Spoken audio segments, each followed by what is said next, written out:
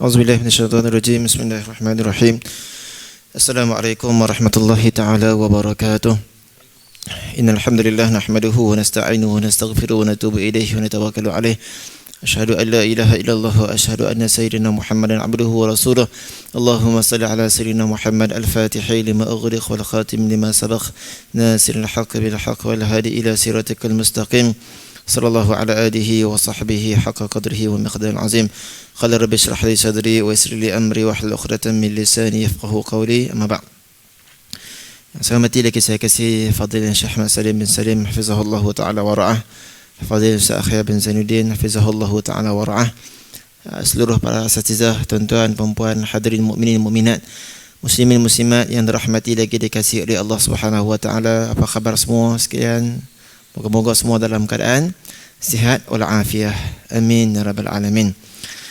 Bismillahirrahmanirrahim. InsyaAllah sama-sama dahulu kita hadiahkan Fatihah kepada Al-Habib Muhammad Alawi Al-Idrus ataupun yang dikenali sebagai Habib Sa'ad, yang kita bacakan kitab beliau pada malam ni, Ihya As-Sunan Al-Mahjurah, wa nafa'ana bihi wa bi'ulumihi fi daraini amin. Al-Fatihah. A'udzubillahi minasyaitonir rajim. Bismillahirrahmanirrahim. Alhamdulillahirabbil alamin arrahmanir rahim maliki yaumiddin. Iyyaka na'budu wa iyyaka nasta'in. Ihdinas siratal mustaqim, siratal ladzina an'amta 'alaihim ghairil maghdubi 'alaihim waladdallin. Amin. Alhamdulillah, syukur pada Allah Subhanahu wa taala. Allah beri kesempatan, Allah berikan taufik, Allah berikan kekuatan untuk sama-sama kita membacakan hadrah Barsaudan. Yang mana hadrah ini sama-sama disusun untuk membersihkan jiwa-jiwa, hati-hati kita, mengangkat bala bencana, wabak yang ada, dan juga mengangkat segala gundah gulana, penyakit-penyakit yang ada. Moga-moga semua masalah-masalah tersebut Allah Subhanahu wa taala angkat segera dengan berkat hadrah Barsaudan yang kita baca. Amin ya rabbal alamin. Baik, insya-Allah bismillahirrahmanirrahim. Kita sambung pengajian kitab Ihya Sunan Al-Mahjurah, menghidupkan sunnah-sunnah yang ditinggalkan. Maka kita niatkan insya-Allah untuk apa ilmu yang kita dengar ini, kita niatkan untuk kita nak beramal. Kerana sesungguhnya ia berkaitan dengan baginda Nabi SAW. Dan yang paling mengharapkan ialah selain daripada seperti mana Nabi sebut, menghidupkan sunnah ini mendapat pahala seumpama mati syahid, kan? Maka bagi orang-orang salik, orang-orang sufi, mereka mengambil hadis yang lebih lagi, iaitu orang-orang yang menghidupkan sunnah Nabi SAW akan dapat bersama dengan baginda Nabi SAW. Moga-moga kita termasuk kelompok yang bersama dengan baginda Nabi SAW. Kita tengok pada muka surat 15. Astagfirullahaladzim, insyaAllah. Sunnah-sunnah berkaitan dengan solat. Solat ni, kitab ni sebenarnya Habib Alawi Al-Idrus telah buatkan satu kitab yang asing, yang mustaqil. Dinamanya apa dia? Qumsumi'atin fi salah. Qumsumi'atin sunan fi salah. 500 sunat-sunat dalam solat. Sebelum, semasa, selepas. Ada 500. Alhamdulillah lah, saya duduk baca dengan Kak Jam kat belakang tu, pagi-pagi pukul 7. Jadi minggu ni khatam kot insya-Allah. Ada 500 sunat sebelum, semasa, selepas. Dan saya dah terjemahkan dan syarahkan. Ni menunjukkan pada pengarang ni faqih. Pengarang ni faqih, bagaimana berinteraksi dengan nas dan juga berinteraksi dengan perbuatan Nabi sallallahu alaihi wasallam. Walaupun Nabi tak sebut satu-satu, tapi daripada sifat solat Nabi dapat keluarkan sunat-sunat. Ini tanda faqih dan merupakan salah seorang guru Habib Umar bin Hafiz hafizahullah taala wa ra'ah. Solat ni dari segi bahasa ialah doa. Kalau orang kata jom solat, maksudnya jom doa. Tapi kita faham dah bila sebut solat, solat yang ma'rufah, solat yang kita kenal sekarang. Jadi sebab tu masa saya di Mesir dulu, cerita dulu tak mula kuliah ni, orang di sana ni di antaranya mazhab Hanafi. Saya kata depa ni, saya tahu dulu cerita sekali lah, ulang sekali lagi lah. Mereka ni duk tengok kita ni berdoa lepas sembahyang. Dia pun tanya saya, ni aku nak tanya hang ni, pasal apa yang hampa ni duk berdoa lepas sembahyang? Saya tanya dia balik, yang hang tak berdoa lepas sembahyang pasal apa? Tu lawan balik. Kami tak berdoa. Dia kata sembahyang tu, solat tu bermakna doa. Solat tu maksud doa. Dalam sembahyang tu kita berdoa banyak dah. Ihdinas siratal mustaqim, tu doa. Siratal ladzina an'amta 'alaihim sampai habis, tu doa. antara sunnah Nabi waladdallin, lepas habis waladdallin Nabi sebut rabbighfirli wali walidayya. Para ulama sarankan tambah rabbighfirli wali walidayya wa li jami'il muslimin. Itu doa dia kata. Fatihah saja doa, 3 doa dah. Kan? Ketika duduk antara dua sujud, rabbighfirli warhamni, ada 8 benda kau minta dekat Allah. Tu doa juga tu. Ketika mana kamu sebut assalamu alaina wa ala ibadillahi salihin, tu doa. Dalam sembahyang ni banyak sungguh doa. Doa apa banyak-banyak dia kata. Yang kamu pula berdoa sebab apa? Yang pertama, kami berdoa ni pertama Allah yang suruh. Saya kata kat dia, ud'u li astajib lakum. Minta kepada aku akan tunaikan kepada kalian. Yang pertama kami doa sebab Allah yang suruh. Yang kedua, kami ikut saranan daripada Al-Imam Syafi'i rahimahullahu taala. Di mana Imam Syafi'i mengatakan dalam kitab Al-Aum bahawasanya di antara tempat yang diharapkan mustajabnya doa ialah selepas sembahyang fardu. Maka kami berdoa atas saranan fahaman Imam Syafi'i yang mana beliau merupakan ahli Quraisy. Kami ikut saranan beliau untuk berdoa lepas sembahyang fardu. Oh, kemah juga hang dia kata. Dah, bukan saya. Kami belajar apa yang guru-guru sebut.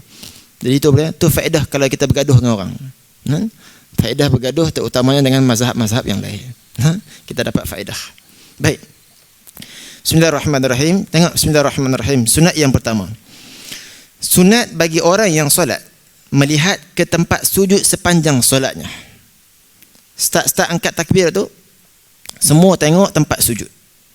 Maka sebab itulah di hadapan kita ni masa nak solat, pastikan tidak ada benda yang mengganggu solat kita ini. Kan? Kalau boleh yang terbaik, sebab tu yang terbaik bila ni berwarna putih, tidak bercorak-corak. Hatta para ulama bincang sekalipun kita solat di hadapan Kaabah, kita dengan Kaabah tidak ada penghadang, Kaabah terus tetap juga tengok tempat sujud. Hatta juga kalau depan kita tu jenazah, tetap tengok juga tempat sujud. Walaupun sembahyang jenazah tidak ada sujud, tidak ada rukuk.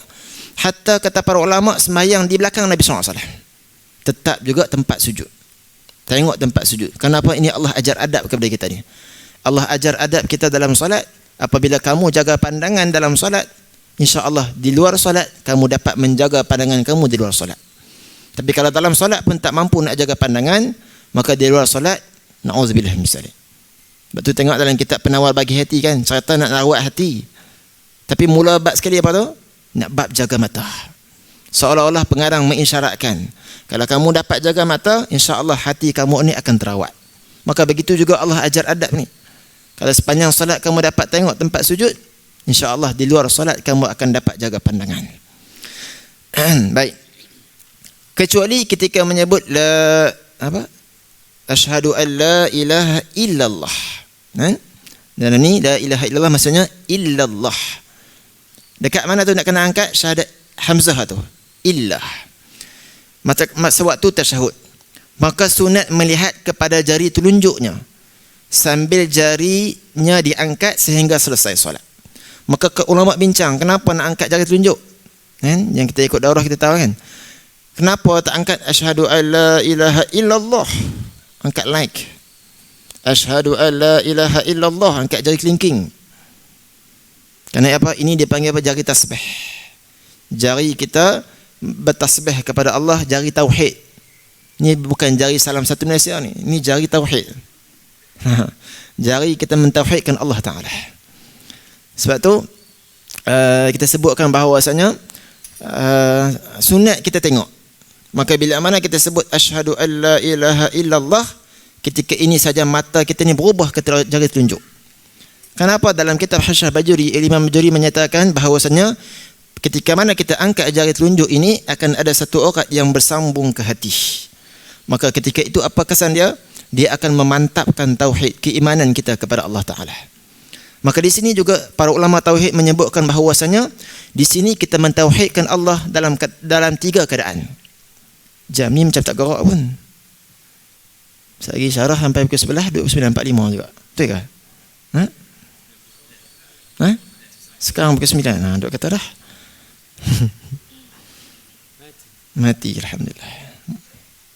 Tak sah hidup lagi tadi. Jadi para ulama menyebutkan ketika mana kita sebut illallah, maka kita telah mentauhidkan Allah pada 3 keadaan. Yang pertama, kita mentauhidkan Allah dengan i'tiqad di dalam hati kita. Sebab illallah akan ada orang bersambung ke hati. Di situ kata para ulama, kita telah mentauhidkan Allah, mengagungkan Allah, mengesahkan Allah dengan hati kita. Yang kedua, kita sebut asyhadu an la ilaha illallah. Mengesahkan Allah, mengagungkan Allah dengan mulut kita. Dan yang ketiga, mengesahkan Allah apabila kita angkat tangan jari ini, maka mengesahkan Allah, mentauhidkan Allah dengan perbuatan kita. Maka sebab tu ini kalimah jari telunjuk ini dipanggil apa? Jari untuk tasbih, jari tauhid dipanggil. Sebab tu saya ingatkan para ulama mengatakan dalam bab-bab nak berdoa sekalipun, sunat kita gerakkan jari ni. Jangan masa doa jangan gerakkan badan, Nabi tak bagi. Sebab tu kalau kita lihat para habaib berdoa, ya Allah, ya Allah, tangan ni bergerak. Kenapa? Nak bagi spark ke hati tu, turun masuk ke hati. Kalau semua tak boleh nak bergerak, jari tangan, ya Allah, ya Allah, ya Allah, ya Allah. Ni jari apa ni? Jari untuk tasbih, sampai ke hati. Ini orang apa? Rahsia. Sebab tu dipanggil jari tasbih. Mazhab Hanafi kita terjemah sebagai apa? Jari telunjuk. Mazhab Hanafi tak bagi panggil jari ni sebagai jari telunjuk. Makruh bagi mazhab Hanafi sebut jari ni jari telunjuk. Kenapa? Jari ni bukan untuk nak tunjuk orang. Nak tunjuk, nak marah orang, kita akan gunakan jari ni kan. Pernah tengok seorang ayah, dia marah anak, abang balik rumah awal. Mak ke marah anak, mak cakap apa ni? Maghrib jangan duk tengok TV. Anak tu jadi tergelak. Tapi kalau ayah tu angkat jari ni yang banyak. Semayang bagi awal, cakap bagi elok, pergi rumah orang, angkat jari ni, anak banyak. Tak angkat jari ni. Sebab tu mazhab Hanafi kata makruh panggil ni jari telunjuk. Sebab bukan untuk tunjuk orang. Ini untuk nak tarik tasbih. Subhanallah, subhanallah, subhanallah. Jadi tu panggil apa? Tu jari tasbih ataupun jari tauhid. Kerana itu juga dalam bab potong kuku, sunat kita potong yang mana? Mula yang mana dulu? Jari tunjuk dulu. Kerana nak memuliakan jari tersebut. Dalam bab lepas makan pula, sunat kita jilat jari yang tengah dulu.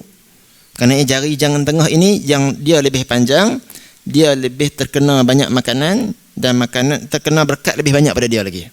Maka sunat jilat jari tengah pula. Tapi untuk potong kuku, sunat mulakan dengan jari telunjuk. Sebab tu kalau kita lihat Nabi SAW dalam kitab Syama'il Muhammadiyah, Nabi kalau nak isyarah, nak tunjukkan sesuatu, ni Nabi tak tunjuk. Para ulama sufi mengatakan ini kurang adab. Wa idza asyara bi yadihi kullihi. Nabi akan tunjukkan keseluruhan gitu. Tunjukkan semua jari gitu. Dari segi tazkiyah, dari segi adab, tunjuk jari macam tu pun kurang cantik. Tunjuk macam tu. Ini akhlak Nabi kita sallallahu alaihi wasallam. Boleh.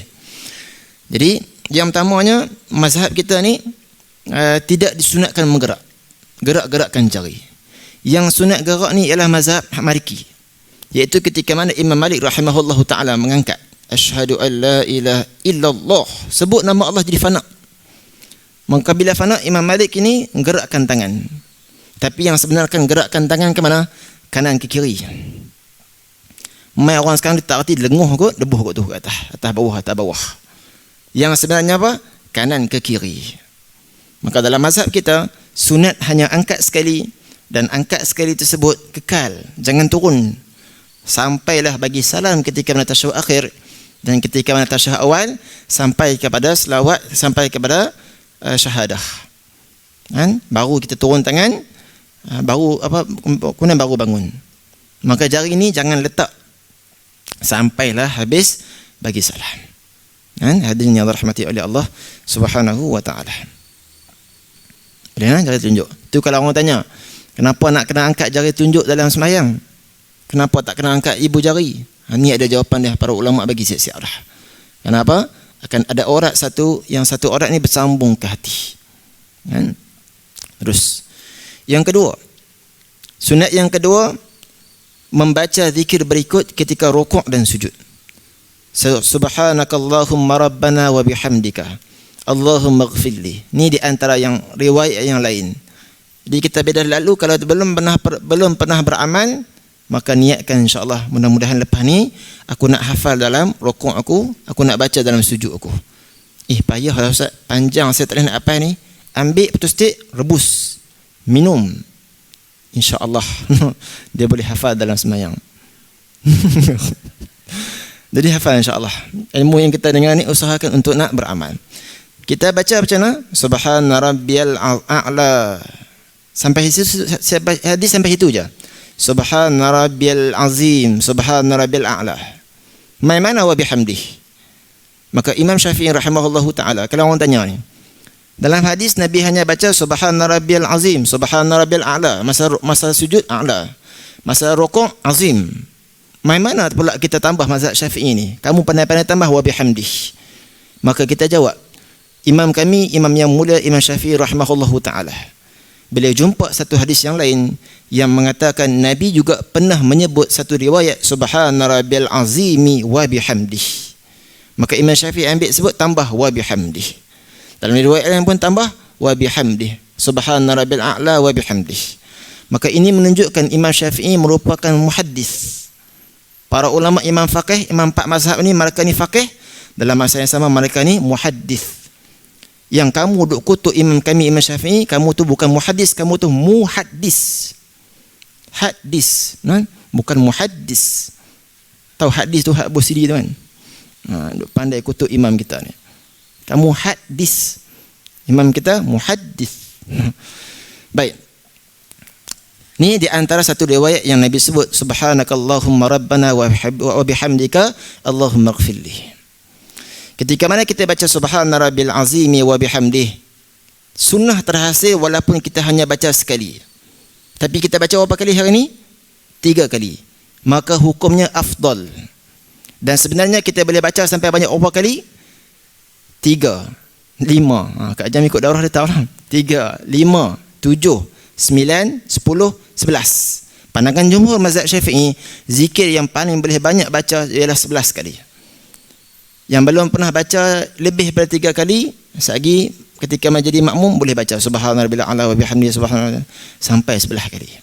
Imam tak boleh lah, dia akan dapat izin daripada makmum. Tapi pada pandangan Imam Subki, nak baca zikir tersebut dalam sembahyang, baca bila banyak mana pun. Sebab dalam sembahyang ni ialah untuk tempat kita perbanyakkan zikir kepada Allah Ta'ala. Kan? Ini satu riwayat.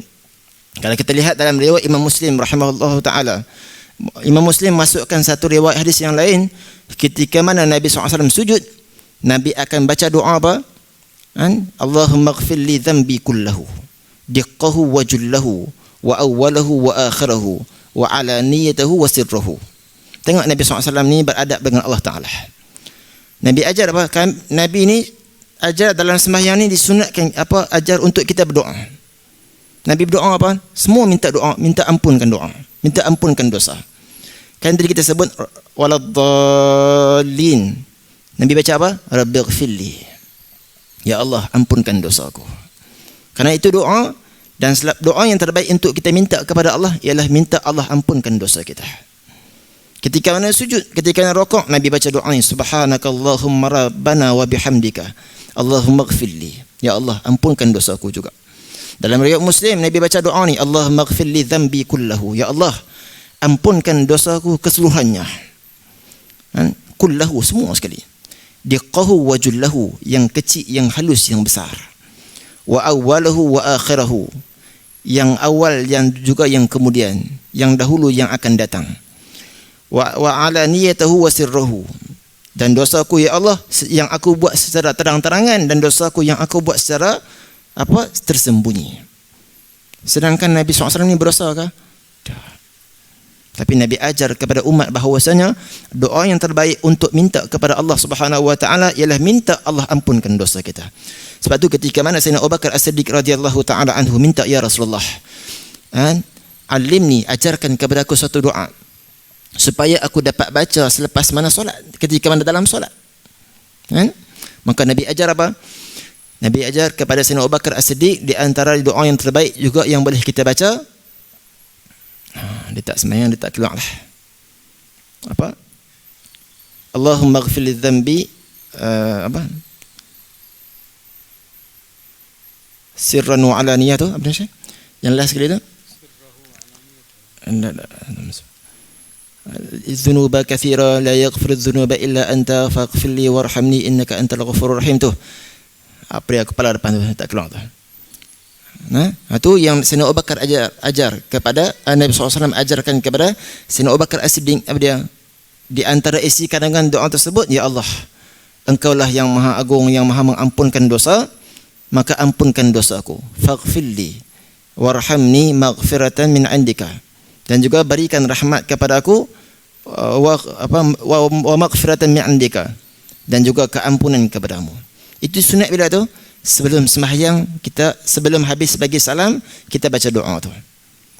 Kalau kita lihat lagi, pernah ditanya oleh Sayyidatina Ummu Rafi', seorang perempuan, tanya, ya Rasulullah, apakah amalan yang boleh aku buat sebelum solat untuk menambahkan pahala solat dalam bacaanku? Maka Nabi ajar macam kita duk baca sekarang ni. Subhanallah 10 kali. La ilaha illallah 10 kali. Alhamdulillah 10 kali. Allahu Akbar 10 kali. Astaghfirullah 10 kali. Ini disebutkan dalam kitab mana? Dalam kitab Adhkar oleh Imam Nawawi rahimahullahu taala, dalam kitab Amal Yaum wa Lailah oleh Ibn Sunni. Jadi kalau kita duk baca ni, orang kata ni duk ambil mana ni? Subhanallah, la ilaha illallah. Ini daripada hadis. Hadis ni Nabi ajarkan kepada Ummu Rafi', seorang perempuan. Maka disebutkan bahawasanya bila mana kita baca subhanallah, la ilaha illallah, alhamdulillah, Allahu Akbar 10 kali, disebutkan bahawasanya itu semua pahala untuk kita. Tapi bila kita sebut astaghfirullah, ketika itu Nabi kata ini untuk urusan daripada Allah. Allah Ta'ala akan ampunkan sesiapa yang bacanya. Tengok Nabi ajar para sahabat ni macam mana? Sebelum solat, dalam solat, sebelum bagi salam, semuanya doa apa? Doa yang terbaik ialah minta ampun kepada Allah Subhanahu wa taala. Jadi yang belum hafal, tandakan sebagai hafazan untuk kita jadikan ia sebagai amalan dalam sembahyang kita insya-Allah. Jangan biarkan kita duk saja. Nabi baca yang ni. Tak beramai pun. Iqtida'ul ilmi al-amal, itu kata Imam Khatib. Tujuan mengaji ni bukan nak kumpulkan kashkul, buku catatan banyak terbaik tak. Tujuan mengaji nak kita kata kita kitab banyak, berabuk habis, beramai tak pun tak. Mengaji ni amal. Mengaji ni amal. Kemudian apa dah? Yang ketiga, yang terakhir. Yang ketiga, berwangi-wangian. Dan dulu ada seorang Syekh Mu'taz Subaini, dia kata apa? Ketika mana saya pergi ke Matin Perlis, Ustaz Yusaini itu bagi minyak wangi yang paling mahal dia pernah terima. Dia kata, aku rasa Ustaz ni masya-Allah, ni wali Allah Ta'ala ni. Sebab jarang-jarang orang beli minyak wangi yang mahal-mahal ni. Sebab tanda dia suka wangi-wangian ni, tanda apa? Tanda dia sukakan sunnah Nabi SAW. Betul, para ulama pesan, kalau boleh dalam poket kita selalu pastikan ada minyak wangi. Jangan beli minyak wangi hat RM1 tu. Nak pakai untuk wangikan badan, tapi bila pakai busuk balik. Beli hak mahal sikit. Sebab tu kalau kita lihat di antara orang Melayu kita ni dia akan letak minyak wangi di tempat, di surau-surau, di masjid-masjid. Semua tu peluang nak cari pahala. Tapi kalau letak minyak wangi yang busuk, walaupun namanya minyak wangi, maka tak dapat pahala. Matlamat kita ni pahala. Letak supaya orang guna. Kita bagi buku supaya orang baca. Kita bagi minyak wangi supaya orang guna. Itu matlamat kita. Maka bila mana kita dalam keadaan sentiasa bawa minyak wangi, malaikat akan turut serta bersama dengan kita. Dan mengenakan pakaian yang bersih. Ini kalau kita datang ke surau, ke tempat pengajian, ke masjid, pakaian kita ni akan lebih baik lagi daripada ketika di rumah. Di rumah itulah baju yang tidur, air liur pun kena baju, tek lalat pun penuh. Lalat pun tak tahu nak duduk kat mana dah. Penuh baju itulah buat semayang. Pakai kain pelakat berkemban, yang itulah angkat takbir. Sedangkan kita nak menghadap Allah Ta'ala. Tapi orang yang mengaji dia akan reti bahawasanya kita nak menghadap Allah. Sebab tu solat ini apa? Silah, membina hubungan dengan Allah Subhanahu Wa Ta'ala. Lagi banyak kita solat, lagi banyaklah kita membina hubungan yang kuat dengan Allah Subhanahu Wa Ta'ala. Nampak Ustaz Zainal tu letak jam dah depan tu. Serta berhias setiap kali nak solat. Hias ni apa? Perhiasan terbaik kita nak bawa solat ni, selain daripada pakai pakaian, kita bawa rida. Jadi rida serban ni satu dekat serban, satu rida letak dekat bahu, satu letak dekat hamparan, 3 boleh letak. Ni orang kata ni pulun sampai 3 nak bawa ni. 3 rida dia bawa. Satu letak dekat bahu, satu buat hamparan. Balut pula. 3 pulun sungguh dia ni. Ya, kita kata memang untuk sunnah kami akan pulun. Tu panggil apa? Sunnah. Pakai cincin dalam sembahyang. Sunnah. Tu juga perhiasan kita ni. Kita pakai kepih, serban, tu perhiasan. Sebab tu bagi orang yang berambut panjang, makruh sekiranya dia dah rambut panjang, nak sujud dia kena angkat rambut dia tu. Saya sujud angkat pun. Kata para ulama Syafi'iyah, fuqaha mengatakan kalau benda yang makruh dalam sembahyang kita dah buat kerap sangat, perkara tersebut boleh sampai jatuh kepada hukum haram. Maka dalam sembahyang kita nak apa? Kita nak banyakkan pahala. Itu nak buat benda-benda yang sunat, nak buat adab. Dan kita nak mengelakkan daripada buat benda-benda yang makruh. Jadi di antara yang terbaik juga ialah perhiasan kita dalam sembahyang, sugi. Sugi jangan tinggal. Nampak je kecil. Nampak saja kecil, mana dah hilang sugi tadi. Tadi ada tadi. Tak apa, saya jumpa kot. Duduk teman nak dah, tak apa. Dia ada kot ni kot. Hilang jaga. Mana ni? Sugi ni nampak je kecil. Tapi ini senjata kita. Senjata ini syaitan dia akan takut, musuh dia akan lari, gerun. Dan bila ada selalu insya-Allah berkat. Poket kita asa berkat, asa tenang, masya-Allah. Dan kata para ulama, sugi ni juga di antara satu sebab penarik rezeki, insya-Allah. Ini mujarab kata para ulama. Dalil mana dalil? Dalil apa? Perbuatan para ulama tu dalil lah. Letakkan dalam poket selalu, insya-Allah rezeki tidak akan putus. Duk tanya dalil-dalil tak beramai pun. Lebih baik orang tak tanya dalil tapi beramai banyak. Orang zaman sekarang kita tengok zaman sahabat yang terakhir. Zaman sahabat, zaman yang dikenali sebagai zaman yang kuat iman. Zaman tabi'in, zaman yang dikenali sebagai zaman yang kuat ilmu. Susunan ilmu bermula pada zaman tabi'in. Zaman tabi'in, zaman yang dikenali sebagai zaman yang kuat beramal. Tapi lepas zaman tabi'in, iaitu sampai zaman sekarang ni, dia panggil apa? Zaman yang kuat kritik. Kritik je pandai, komen je pandai, beramai tak pun. Kita nak 3. Kita nak jadi orang yang tambah iman, kita nak jadi orang yang tambah ilmu, kita nak jadi orang yang beramal dengan ilmu kita. Moga-moga apa yang kita buat, apa yang kita dengar, ini menyebabkan baginda Nabi Muhammad SAW bangga dengan kita, insya-Allah. Moga-moga yang kita dapat apa dengar ini, kita dapat beramal, insya-Allah. Semua ini dah masuk sunat yang kelima dah. Sunat bab azan, sunat bab siwak, sunat bab solat, sunat bab mandi. Semua ni apa nak bawa kita nak beramal je, insya-Allah. Moga-moga kita dapat menghidupkan sunnah Nabi SAW di akhir zaman ini, dan moga-moga Nabi SAW bangga dengan kita, insya-Allah. Wallahu a'lam. Saya minta maaf banyak kepada Syekh Ahmad, Ustaz Akhiyar dan semualah. Baru sampai semalam. Kalau serius sangat saya pun terlena lagi. Jadi kena lawak-lawak sikitlah. Kita minta Syekh Ahmad untuk baca doa, insya-Allah.